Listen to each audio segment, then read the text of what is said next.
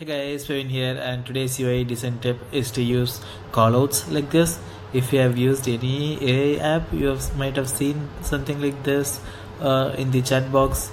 Some might be in the top area here, some might be in the bottom area, but callouts like this are very user friendly, nice, and it can be closable also.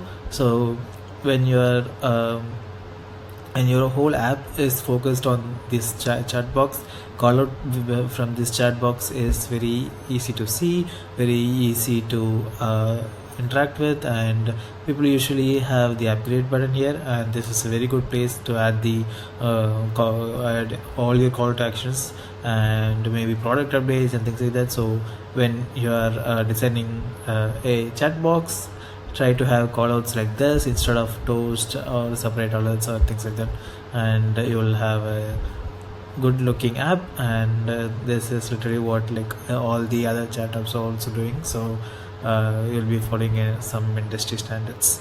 So yeah, that's it for this video. I will see you in the next one. Bye bye.